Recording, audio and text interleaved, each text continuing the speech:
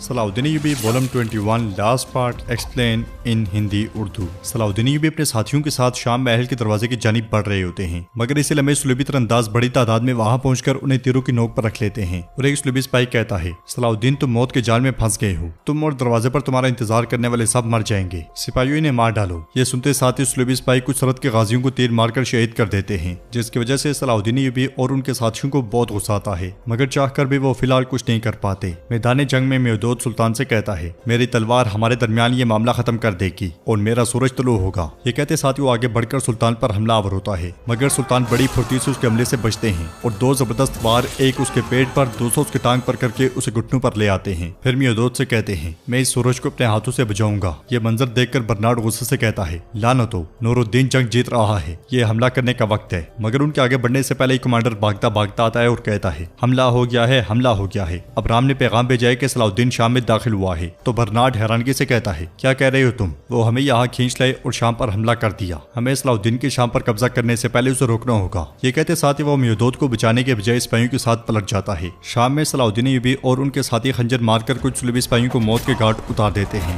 ये देखकर मजीद सुलभी सिपाही उन पर हल्ला बोल देते हैं, मगर सलाउद्दीन अय्यूबी और उनके जांबाज बहादुरी से लड़ते हुए उन्हें काटना शुरू कर देते हैं। कुछ लम्हों के बाद सब सुलभी सिपाही मारे जाते हैं और सलाउद्दीन अय्यूबी अपने साथियों से कहते हैं, जल्दी से दरवाजे को जाकर खोलो। जंगल से बर्नार्ड घोड़ा दौड़ाता हुआ शाम की जानिब रवां दवा होता है, जबकि शाम महल के बाहर खवातीन के साथ मौजूद सिपाही मुसलसल शहीद हो रहे होते हैं। अलबोते कहती है, ऐसा लगता है कि वो दरवाजा नहीं खोल पा रहे। तो असफयानी कहते हैं, हम यही रहेंगे तो मर जाएंगे। कुछ देर के बाद सुलभियों पर तीर बरसने शुरू हो जाते हैं। एक के बाद एक सुलभी सिपाही बुलंदी पर से नीचे गिरना शुरू हो जाता है। ये मंजर देखकर असमत खातून खुश होते हुए कहती हैं, वो आ गए हैं। यह सुनकर बाकी सब भी बहुत खुश होते हैं। अंदर बजोग तीर मार मार कर सुलभी सिपाहियों को जहन्नुम वासिल कर रहा होता है, जबकि सलाउद्दीन अय्यूबी अजीज के साथ मिलकर दरवाजा खोलने की कोशिश कर रहे होते हैं। उनके बाकी सिपाही आगे बढ़ने वाले सुलभियों को रोके होते हैं। बहुत से सुलभी सिपाही भागते भागते आते हैं, मगर कोई भी दरवाजे तक नहीं पहुंच पाता। काफी देर के जोर के बाद आखिरकार दरवाजा खोल दिया जाता है और खवातीन सिपाहियों के साथ शाम में दाखिल होती हैं। सलाउद्दीन अय्यूबी उनसे कहते हैं, हम महल पर कब्जा करेंगे, आप सब लोग शहर में फैल जाएं। वो सब आगे बढ़ना शुरू हो जाते हैं। तो उर्फा सोफिया से कहता है, मैंने तुमसे कहा था कि हम शाम में सही सलामत मिलेंगे। तो सोफिया कहती है, अच्छी बात है, तुम्हारी खिलाई भी तुम्हारी जुबान जितनी हुनरमंद है। मैदान जंग में सुल्तान लात मारकर मेहदूद की तलवार गिरा देते हैं और जैसे उसके पास बैठते हैं तो वो खंजर से सुल्तान पर हमला करने की कोशिश करता है, मगर सुल्तान खंजर खींचकर उसके गले पर रखते हुए कहते हैं, आज यहाँ तुम्हारे लिए ना कोई मदद है और ना कोई दोस्त। जैसे तुमने अपने तमाम दोस्तों को धोखा देकर दूर कर दिया और अपने दुश्मनों को दोस्त बना लिया, अब हमारे दरमियान मौजूद इस मसले को खत्म करने का वक्त आ गया है भाई। शाम में खवातीन सिपाहियों के साथ मिलकर सुलभियों को काट रही होती हैं। हर गली कूचे से सुलभियों का सफाया हो रहा होता है। सैमोन महल में जाकर अब्राम से कहता है, जनाब वो दरवाजे से शहर में दाखिल हो गए हैं। तो अब्राम गुस्से से कहता है, लानतो, वो जरूर महल लेने की कोशिश करेंगे, हम ऐसा कभी नहीं होने देंगे। सिपाही जैसे ही आगे बढ़ते हैं, सलाउद्दीन अय्यूबी अपने साथियों के साथ वहां पहुंचते हैं और अब्राम से कहते हैं, तुम्हारा अंजाम आ चुका है अब्राम। सलाउद्दीन अय्यूबी को देखकर अब्राम सिपाहियों से कहता है, इन्हें मार डालो। उसके ये कहते साथ ही महल के अंदर भी लड़ाई शुरू हो जाती है और बाहर की तरफ सुलभी सिपाही अंदर भी कट रहे होते हैं। बर्नार्ड सिपाहियों के साथ महल के करीब पहुंच जाता है और देखता है कि बुलंदी पर उसका कोई भी सिपाही खड़ा नहीं होता। ये देखकर वो कहता है, हमें अंदर जाने की जरूरत है इससे पहले कि वो शाम हासिल कर ले। मगर उनके आगे बढ़ते साथ ही उन पर तीर बरसने शुरू हो जाते हैं। एक ही लम्हे में सुलभी सिपाहियों की लाशें बिछ जाती हैं। तीर मारने वाला करातेगन होता है जो अपने सिपाहियों के साथ वहां पहुंचता है और अगले लम्हे तमाम सुलभियों को घेर लिया जाता है। करातेगन हंसते हुए कहता है, बेड़िया सर्दियों में जीता है, लेकिन इस ठंड को नहीं बोलता जो उसने बर्दाश्त की हो। मेरी बहनों को कैद करने का क्या अंजाम हो सकता है, मैं तुम्हें दिखाऊंगा। ये कहते साथ ही वो तलवार बेनियाम कर लेता है। महल के अंदर एसिस और सैमोन आमने सामने होते हैं। सैमोन कहता है, ये जमीनें हमारी हैं, इन वादा की गई सरजमीनों को हम मुसलमानों के खून से नहलाएंगे और यहाँ यहूदी सल्तनत कायम करेंगे। तुम्हारे गंदे खून से हमारी मुकद्दस बादशाहत परवान चढ़ेगी। उसकी बातें सुनकर एसिस को बहुत गुस्सा आता है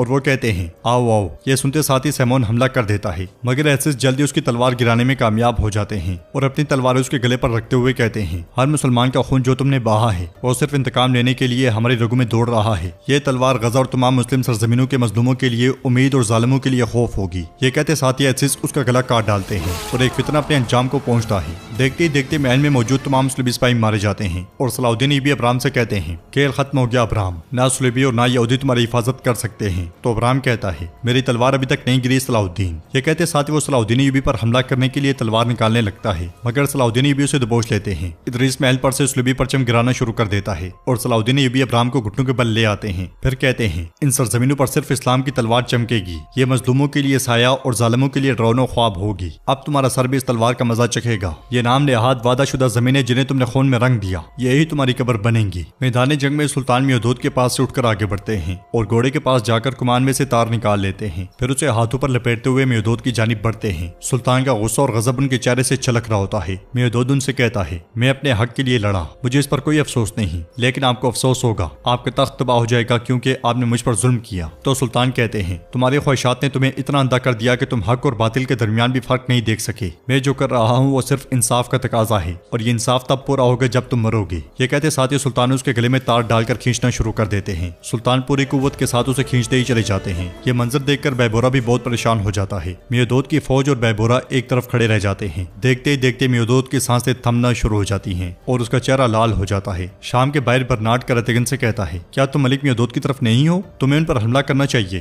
ہم پر نہیں۔ تو کرتگن کہتا ہے، میں بیڑیا ہوں، ایک بیڑیا، اور بیڑیا جانتا ہے کہ کس موسم میں کہاں کھڑا ہونا ہے، لیکن وہ گیدڑ سے بالکل مختلف ہوتا ہے۔ اگر بات اس کے خاندان کی آ جائے تو وہ ہمیشہ اپنے انتقام لیتا ہے۔ میں تمہیں مار ڈالوں گا خونی برنارڈ۔ اس لیے برنارڈ کی نظر محل کی بلندی پر پڑتی ہے جہاں پہ صلاح الدین ایوبی ابراہم کو لے کر سامنے آتے ہیں۔ عصمت خاتون کہتی ہیں، اللہ کا شکر ہے کہ حق آ گیا اور باطل مٹ گیا۔ یہ کہتے ساتھ ہی وہ سریا کے ساتھ صلیبی پرچم گرا دیتی ہیں۔ اس منظر کو دیکھ کر برنارڈ کو بہت غصہ آتا ہے، جبکہ کرتگن اپنی بہن کو فاتح دیکھ کر بہت خوش ہوتا ہے۔ وہ برنارڈ سے کہتا ہے، حرکت مت کرنا، تم کہیں نہیں جا سکتے، تم خونخوار کمینے۔ شام پر ایک بار پھر سے زنگی پرچم لہرا دیے جاتے ہیں۔ صلاح الدین ایوبی ابراہم سے کہتے ہیں، ہم نے اس سرزمین کو اپنے خون سے سینچ کر اپنا وطن بنایا ہے اور مرتے دم تک اپنے وطن سے دستبردار نہیں ہوں گے۔ اپنے آپ کو خونی برنارڈ کہنے والا وہ بدماش اور اس جیسے تمام بدماشوں کے لیے یہ عبرت ہوگا۔ یہ کہتے ساتھ ہی صلاح الدین ایوبی اس کا گلا کاٹ ڈالتے ہیں۔ ابراہم کے گلے سے خون بہنے لگتا ہے اور صلاح الدین ایوبی اسے بلندی پر سے نیچے گرا دیتے ہیں۔ ابراہم اپنے انجام کو پہنچتا ہے۔ یہ دیکھ کر کرتگن بہت خوش ہوتا ہے، جبکہ برنارڈ کے منہ سے بے ساختہ نکلتا ہے۔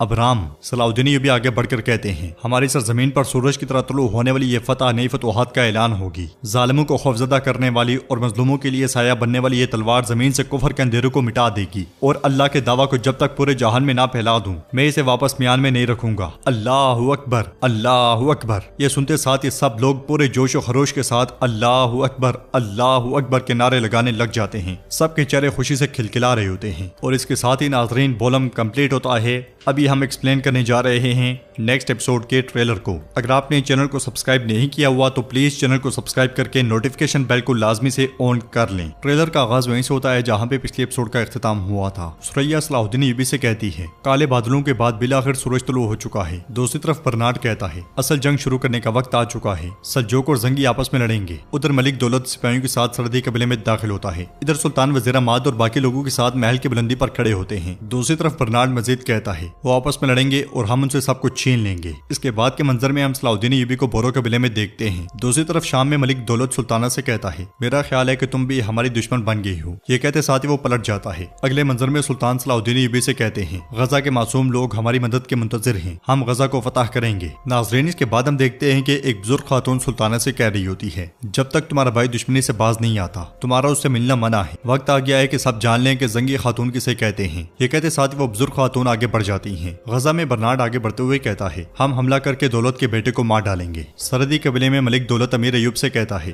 میں صلاح الدین جہاں بھی ملے گا اسے مار ڈالوں گا۔ چھپ کر اسے دیکھتا ہوا کرتگن کہتا ہے، یہ دولت ہر جگہ تباہی مچائے گا۔ دوسری جانب سلطان صلاح الدین ایوبی سے کہتے ہیں، ہم آج رات غزہ فتح کریں گے۔ اور ناظرین، اس کے ساتھ ہی ٹریلر بھی اختتام پذیر ہوتا ہے۔ کیسے لگی آپ کو ایپیسوڈ اور ٹریلر؟ آپ ہمیں کمنٹ باکس میں لازمی بتائیے گا۔ ویڈیو پسند آئے تو ویڈیو کو لائک کریں، چینل کو سبسکرائب کریں اور بیل آئیکن پر لازمی سے کلک کر دیں۔ انشاءاللہ ملتے ہیں نیکسٹ ویڈیو میں، تب تک کے لیے رکھیں اپنا اور اپنوں کا بہت زیادہ خیال۔ اللہ نگہبان۔